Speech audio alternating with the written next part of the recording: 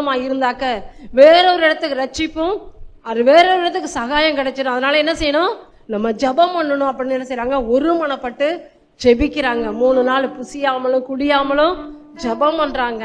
ஆனா ஜெபம் பண்ணும் போது என்ன கிடைக்குது, ஆண்டவருக்கு அந்த இடத்துல அவளுக்கு என்ன கிடைக்குது, ஒரு விடுதலை கிடைக்குது. ஹல்லேலூயா. பழைய ஏற்பாடுல நான் கூட சாப்பிடாம 40 நாள் 2 தடவை இருந்திருக்கேன், தெரியாம இருந்துட்டேன். அது ஆண்டவர் சிலுவையில் எல்லாம் முடிச்சிட்டாரு. ஆனா இது புதிய உடன்படிக்கை, புதிய ஏற்பாடு காலமா இருக்கு இந்த நேரத்துல. அதனால என்ன செய்யணும்னா, நம்ம 4 இட்லி சாப்பிட்றத 2 இட்லி சாப்பிட்டு என்ன செய்யணும், பலத்தோட ஜெபம் பண்ணணும். எத்தனையோ ஊழியக்காரங்க பாஸ்டிங் இருந்து உடம்பு வியாதிப்பட்டு மறிச்சிருக்கிறாங்க. எத்தனையோ ஊழியக்காரங்க பாஸ்டிங் இருந்து வியாதியோட படுத்த படுக்கையா இருக்கிறாங்க.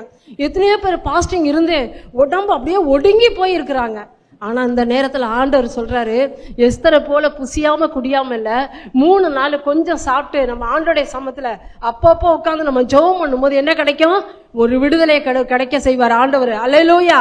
மெட்ராஸுக்கு ஆவடியில எங்க பாப்பா ஊழிய செய்யற இடத்துல, 2வது பாப்பா ஊழிய செய்யற இடத்துல 3 நாள் பாஸ்டிங் கூப்பிட்டாங்க.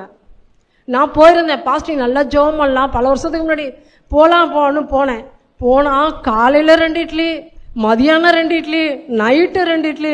என்னங்க பாஸ்டர் 3 வேளைக்கு இப்போ சாப்பாடு கொடுக்குறீங்க அப்படின்னு கேட்டா, சிஸ்டர் சாப்பிட்டு புஷ்டியா ஜெபம் பண்ணோம், அதிகமாக சாப்பிட வேணாம். 3 நாள் மாசத்துல 3 நாள் அவங்க பாஸ்டிங் இருந்து ஜெபம் பண்ணி தான் ஊழியத்தை ஆரம்பிச்சிருக்காங்க. இன்னைக்கு இப்ப சம்பளத்துக்கு இருந்தாங்க, இன்னைக்கு தனியா சபை கட்டி இருக்காங்க, இன்னைக்கு நல்லா இருக்கிறாங்க.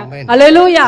அப்ப நம்ம அதிகமா இல்லாம கொஞ்சமா சாப்பிட்டு நம்ம ஜெபம் பண்ணும்போது நமக்கு என்ன கிடைக்கும், நல்ல பாட்டு பாட முடியும், நல்லா ஆராதிக்க முடியும், ஆண்டவரோட அதிகமா கிட்டி சேர முடியும். அதனால என்ன செய்யணும், எஸ்தரை போல நம்ம என்ன செய்யணும், சாப்பிட்டு நம்ம என்ன செய்யணும், ஜெபம் பண்ணும்போது நமக்கு விடுதலை என்ன செய்வார், ஆண்டவர் காண செய்வார். ஹல்லேலூயா. அற்புதம் செய்ய தேவன் வல்லமை உள்ளவரா இருக்கிறார். அதுல இன்னொரு வசனம், எஸ்தர் 5ஆம் அதிகாரம் 3வது வசனம். ஆராதிக்கும் பொழுது, ஆண்டவரை துதிக்கும் பொழுது, வேதத்தை வாசிக்கும் பொழுது என்ன சொல்றாரு, எஸ்தர் ராஜாத்தியே, இங்க ஒவ்வொருத்தரும் வந்திருக்கீங்க, ராஜாவா இருக்கிறீங்க, ஆண்கள்லாம் பெண்கள்லாம் எப்படி இருக்கீங்க, ராஜாத்தியா இருக்கிறீங்க.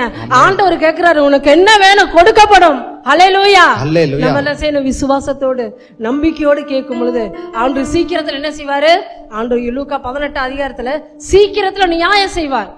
நம்ம என்ன செய்யணும், வசனத்தின்படி நம்ம என்ன செய்யணும், ஜெபிக்கும் பொழுது கர்த்தர் என்ன செய்வார், ஆண்டவர் வாய்க்க பண்ணுவார். ஹல்லேலூயா.